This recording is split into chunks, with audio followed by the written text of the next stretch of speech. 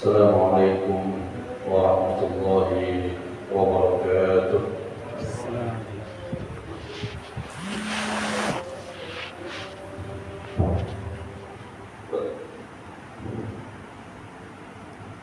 Allahu Akbar, Allahu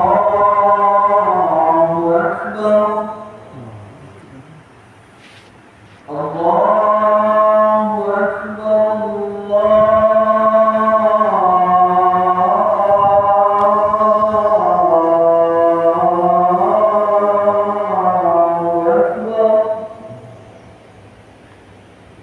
Asyhadu an la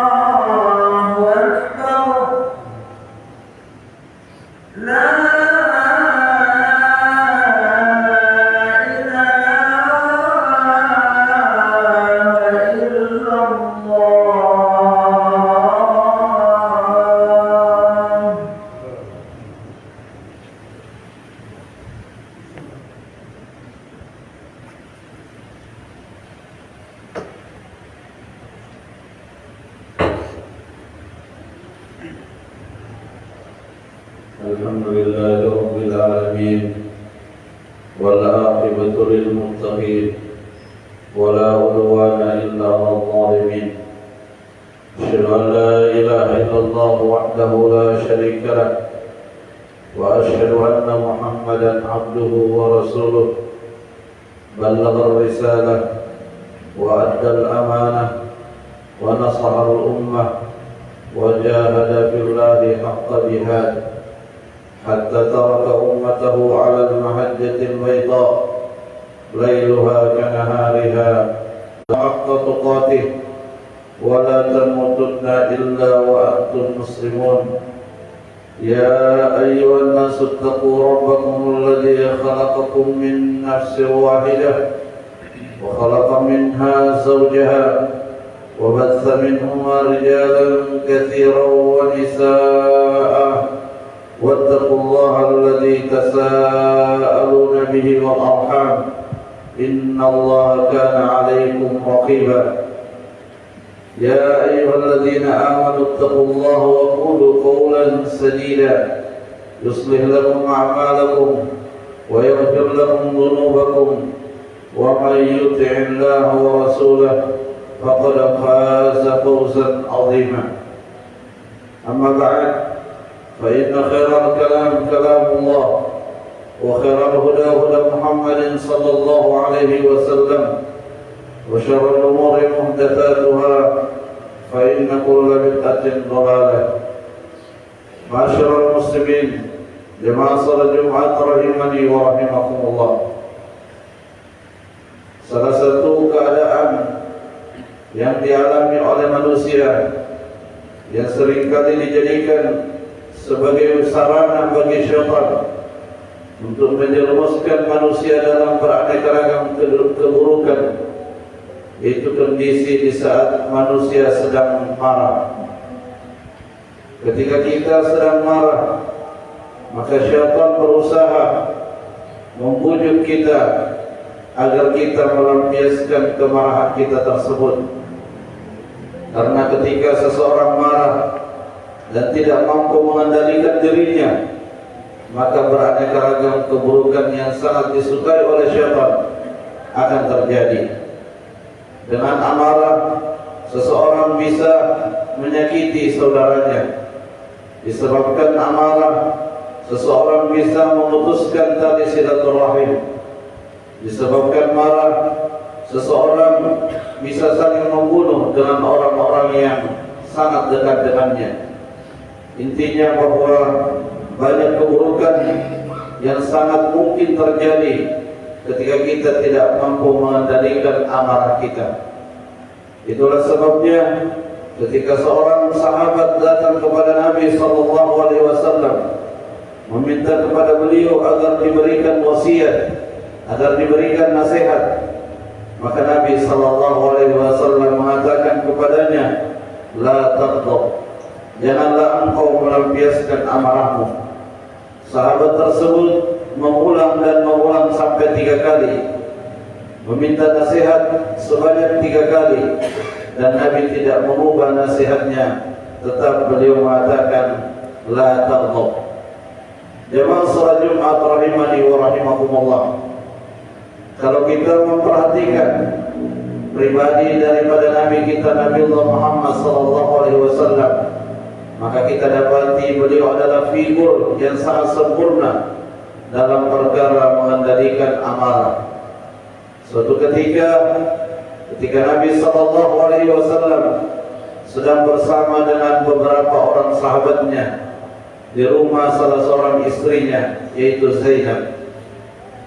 Maka pada saat beliau sedang berbincang dengan sahabat-sahabatnya, tiba-tiba saat itu beliau berada di rumah Aisyah radhiyallahu anha. Dan pada saat beliau sedang berbincang dengan sahabatnya di rumah Aisyah, beliau mendapatkan kiriman makanan dari istri Nabi SAW yang lain, yaitu Zainab. Maka ketika kiriman itu tiba dan diketahui oleh Aisyah radhiyallahu anha, maka rasa cemburu sebagai wanita muncul, sehingga kemudian wadah yang berisi makanan tersebut tersentuh oleh tangan Aisyah radhiyallahu anha disebabkan oleh kemarahannya, dan wadah tersebut pecah belah. Tentu kondisi ini bagi Nabi SAW sangat tidak mengenakan. Bahkan jika itu terjadi pada diri kita, mungkin kita akan sangat marah. Tetapi Nabi SAW menyikapi kejadian itu hanya dengan beberapa kalimat saja. Beliau mengatakan kepada para sahabatnya, gharat ummukum, ibu kalian, maksudnya Aisyah Ummul Mukminin, sedang cemburu. Masyarakat muslimin jamaah salat Jumat rahimani wa rahimakumullah. Dari kisah tersebut, dari tauladan yang ditampilkan oleh Nabi SAW, dan juga dari dampak buruk yang ditimbulkan oleh marah yang tidak terkendali, maka hendaknya kita semua berusaha bermujahadah agar ketika kita sedang marah jangan sampai kita melampiaskan amarah tersebut, karena akibat-akibatnya akan merugikan diri kita sendiri. Sebaliknya, ketika kita mampu dan terbiasa mengendalikan amarah, maka itulah yang akan menghadirkan kekuatan jiwa di dalam diri kita. Di dalam hadis yang diriwayatkan oleh Imam Muslim, Nabi SAW bersabda, "Laisa asy-syadidu bis-sur'ati." Bukanlah orang yang kuat itu adalah orang yang kuat bergulat. Innamasy syadid alladzi yamliku nafsahu inda al-ghadab. Orang yang kuat itu adalah orang yang bisa menguasai dan mengendalikan dirinya di saat dia sedang marah. Di dalam ayat Al-Quran, Allah Subhanahu wa Ta'ala memberikan arahan kepada nabinya dan tentunya kepada kita semua berkaitan dengan perilaku-perilaku buruk yang kadang dialami oleh Nabi sallallahu alaihi wasallam. Maka Allah mengatakan kepada Nabi, "Idfa' billati hiya ahsan." Balaslah perlakuan mereka dengan sesuatu yang lebih baik. Ibnu Abbas radhiyallahu anhu ketika menjelaskan ayat ini mengatakan, makna daripada idfa' billati hiya ahsan adalah as-sabru 'inda al-ghadab wal 'afwu 'inda al-isa'ah wa idza fa'alu 'azzamahum 'aduwwuhum. Yang dimaksud dengan idfa' billati hiya ahsan adalah engkau sabar di saat sedang marah dan engkau memaafkan di saat diperlakukan tidak baik. Dan jika seseorang bisa melakukan hal tersebut, maka dia akan dimuliakan oleh orang-orang yang membencinya. Dan itu terbukti secara fakta pada diri Nabi sallallahu alaihi wasallam ketika beliau menaklukkan kota Mekah. Beliau sangat mampu untuk melampiaskan amarahnya kepada beberapa sosok yang selama ini selalu menyakiti beliau. Sebut saja misalnya Abu Sufyan. Tetapi kita lihat Nabi sallallahu alaihi wasallam memilih untuk memaafkan, dan maaf yang beliau berikan di Fathu Makkah itu menjadi sebab terbesar beliau sangat dimuliakan, dihargai, bahkan menjadi penyebab banyak pemuka-pemuka Quraisy yang sebelumnya sangat benci dan jengkel kepada Nabi sallallahu alaihi wasallam berbalik sangat mencintai beliau, memeluk agama Islam dan mempertaruhkan hidup dan matinya untuk membela agama Islam. Jamaah salat Jumat rahimani wa rahimakumullah. Kemudian manfaat yang lain yang akan didapatkan oleh orang yang mampu menahan amarahnya disebutkan di dalam hadis yang diriwayatkan oleh Imam At-Tirmidzi dan disahihkan oleh Syekhul Albani. Nabi bersabda, "Man kadzaba ghaidhan." Siapa yang mampu mengendalikan amarahnya, wa huwa qadirun ala an yunafidhahu, dan dia sesungguhnya mampu untuk melampiaskannya. Tidak ada yang bisa menghalanginya jika ia ingin melampiaskan amarahnya. Da'ahu Allahu ala ru'usil khalamaan yang tadi kita sebutkan sudah sangat memadai bagi kita semua untuk kita jadikan sebagai motivasi dalam rangka menahan amarah kita di saat kita berada dalam situasi yang seperti itu. Dan Nabi juga telah mengajarkan beberapa tips dan cara bagaimana kita bisa mengendalikan amarah. Di antaranya melalui ucapan lisan. Ketika kita marah, kita bisa kendalikan amarah kita dengan kita beristi'adzah, dengan kita mengucapkan a'udzubillahi minasyaitonir rajim. Kemudian kita juga bisa berdoa kepada Allah Subhanahu wa Ta'ala agar diberikan kekuatan untuk bisa mengendalikan amarah, sebagaimana doa yang Nabi ajarkan setelah kita bertasyahud di setiap salat kita, yaitu wa as'aluka kalimatal haqq fil haq fil ridha wal ghadab.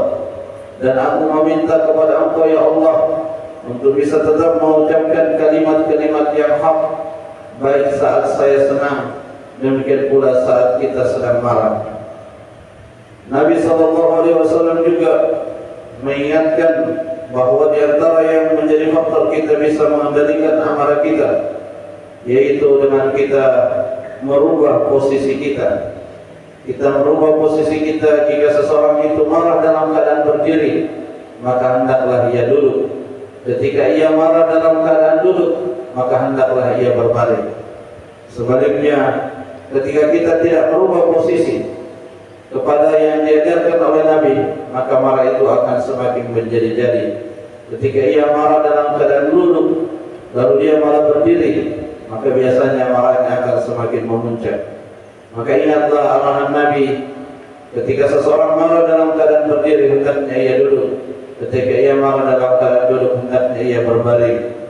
Dan hal yang paling mujarab bagi seseorang yang sedang marah, hendaknya dia berwudu dan melaksanakan salat 2 rakaat sebagai bentuk daripada sunnah Nabi SAW, yaitu salat sunnah wudu. InsyaAllah itu akan memadamkan amarah yang akan menjauhkan kita dari keburukan-keburukan yang bisa dimanfaatkan oleh syaitan di saat kita sedang marah. Barakallahu li wa lakum fil Qur'anil azim. Aqulu qawli hadza wa astaghfirullah li wa lakum.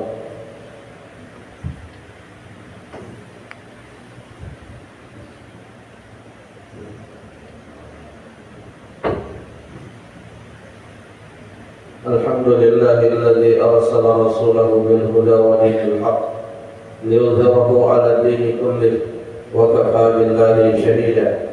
Asyhadu an la ilaha illallah wahdahu la syarika lah wa asyhadu anna Muhammadan 'abduhu wa rasuluh.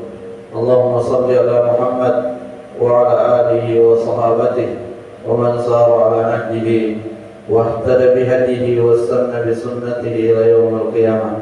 Ibadallah, ittaqullaha haqqa taqwa wastamsiku bil urwatil wuthqa wahdharu saqatal jabbar fa inna ajsadakum 'alan nari la taqwa.